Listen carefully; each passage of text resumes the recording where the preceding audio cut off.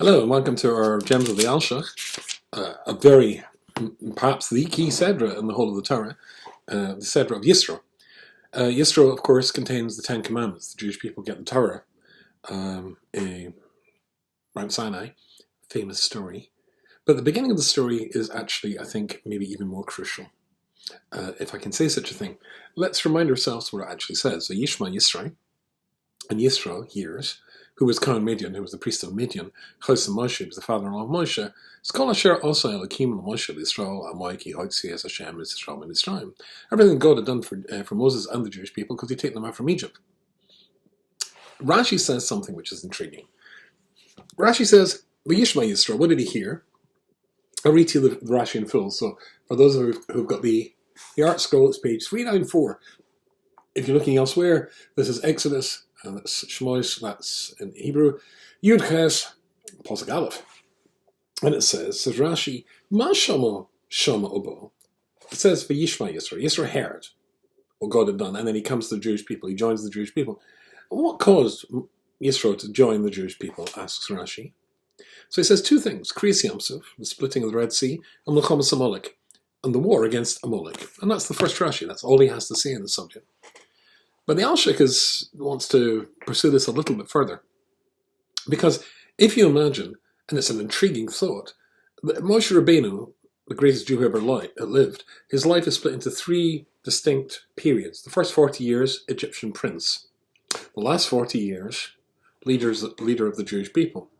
The sandwiched 40 years in the middle, then that is when he is a shepherd for Yisro. That's just obviously a euphemism. It's when he's growing in greatness to the point where he actually becomes a prophet. Being a shepherd means you're out away from the world. You're able to concentrate on yourself and, of course, your sheep. However, it's a chance of growing. Abram, who was a prophet, was a shepherd. Yitzhak, shepherd, prophet, etc. It's the brothers, Yaakov, prophet and shepherd. His children, prophets and shepherds. There's a pathway here. There's a career path to becoming a prophet. Interestingly, when it says, with regards to Yisro, that there are two things that make him want to become a Jew, consider the fact that sandwiched 40 years, then he was alone with his son-in-law. Now, Moses has got a very interesting name. We could call Moshe the king. I mean, if you were designating him, the greatest Jew who ever lived, Moshe the Great, Moshe HaGadol. Or you'd call him Moshe Hanavi, because he was the greatest prophet, above all other prophets. That's not what we call him. We call him Moshe Rabbeinu, Moshe our teacher.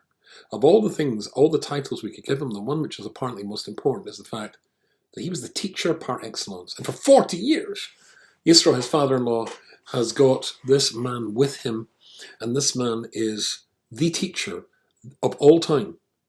He's got a private tuition all the time, private tutor, as they say in New York. And yet he didn't become Jewish. Now, he's desperately looking for the truth, because Rashi informs us he was the high priest of every idolatrous religion in the world at the time. He joined, risen in the ranks, saw that it was nonsense, rejected it, went on to the next one. Same story, nonsense, and the next one. He's desperately seeking the truth. And Moshe Rabbeinu has the truth. He's able to impart this truth for 40 years, and that didn't make Yisro become a Jew. Except the whole package. This did. Two events do. What are the two events? One, the splitting of the Red Sea and the destruction of Pharaoh and his army. Two, what happened at the end of last week's Seder, when the Jewish people are attacked by Amalek, a nascent SS, the true Jew haters. Now, I'm not really interested in American sports. I'm not really very interested in sport at all. But there's one called baseball, which looks a bit like rounders. But fine, if they like it. If I wanted to become a baseball fan, it would make a lot of sense to go to the games and enjoy it, and particularly when your team wins. I'm told that the New York Yankees are doing very well at the moment. So, if I was interested in it, I think it'd be a good idea to become a Yankees fan. If you're a Mets fan, I do apologize for this. And if, like me, you haven't a clue what you're talking about when it comes to baseball, then just go with it. Anyway, so basically, because they're the winners. So when Yisro hears that the Jewish people are saved by Hashem miraculously in the most powerful empire in the world, and the quintessential nasty man Pharaoh, it's glug, glug, glug, yiskadav, yiskadash, at the splitting of the Red Sea. You can imagine him going, yes, I want to be in that team, and starting to pack his suitcase to come and join the Jewish people. And a short while after that, somebody else tells him, did you hear what happened? What? Amalek attacked the Jewish people. And what happened to that attack? It was nearly a defeat. The battle moved forward and backward, success and defeat, back and forth, back and forth. And at the end of last week's Sedra, it says that Moshe Rabbeinu puts his hands in the air, and when he puts his hands in the air, the Jewish people are successful and victorious. When his hands come down, they're defeated. And up, victorious, down, defeated. Eventually, he can't keep his hands up anymore. They have to hold his hands up. When Yisro hears that story, I kind of think he might be rethinking which baseball team he wants to support. Maybe that's not for me after all. I can picture him opening his suitcase and unpacking it again. And yet Rashi insists it was two things that made him want to become Jewish. One was the war against Egypt and the culmination of the drowning of the Egyptians at the Red Sea. And now this one as well, but that seems to be an almost defeat. And that's important, because these two things are so crucial that they outweighed 40 years of the greatest teacher you could ever have. So the Alshich gives an answer, which I think is absolutely astonishing. You see, when Yisro hears that when Moshe puts his hands up, it's success. When he puts them down, it's not success. But eventually he can't do it anymore. He can't hold it up, hold his hands up at all. And yet the Jewish people somehow are able to get through this battle.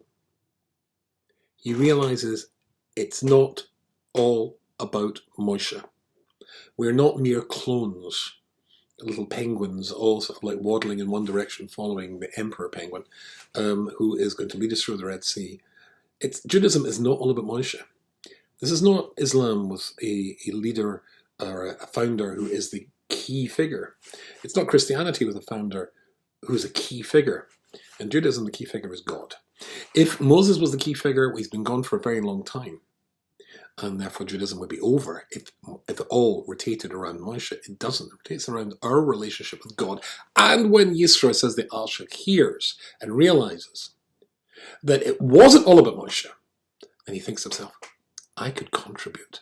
I could make a difference. And indeed he does.